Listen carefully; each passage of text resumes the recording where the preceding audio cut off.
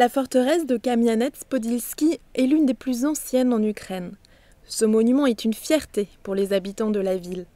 Si les Ukrainiens sont très attachés à leur histoire et à leur patrimoine, il demeure des traces du passé dont ils feraient volontiers un feu de joie.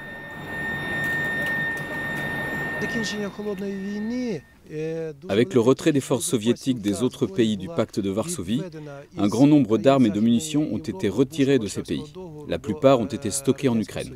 Selon des estimations, 7 millions d'armes légères et de petit calibre se trouveraient en Ukraine.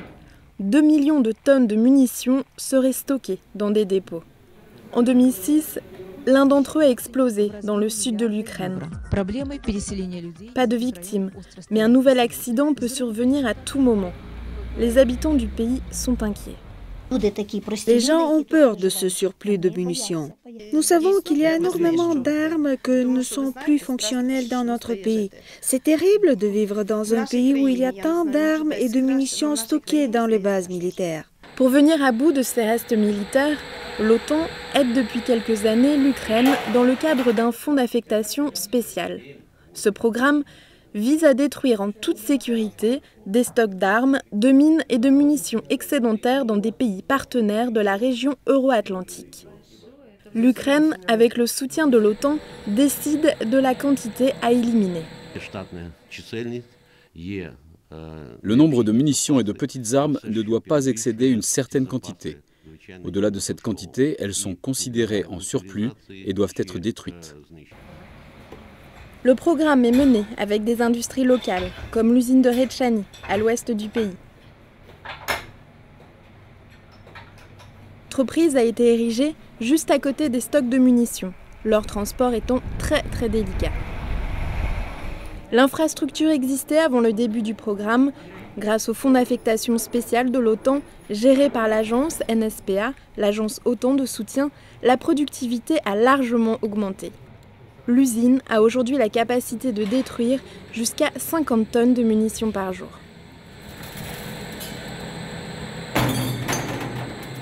Grâce au fonds d'affectation spéciale de l'OTAN, nous avons la possibilité d'améliorer, de moderniser notre équipement et nos technologies.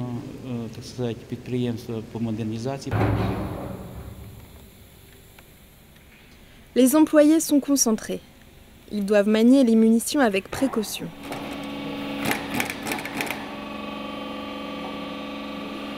La plupart sont remplis d'explosifs. Dans ces obus, il y a de l'explosif, et en cas d'explosion de ces obus, cela signifierait la perte d'une grande partie de notre personnel. Les employés sont recrutés pour leur sérieux et pour leur vigilance. Chaque étape est contrôlée et strictement réglementée. Au sud de Retchani, à Kamianets-Podilski, la vigilance est également de mise. Les employés de cette usine détruisent ici des armes légères et de petit calibre. Nous détruisons toutes sortes d'armes, des pistolets, des armes automatiques, des carabines et bien d'autres. Nous avons même quelques armes de 1900.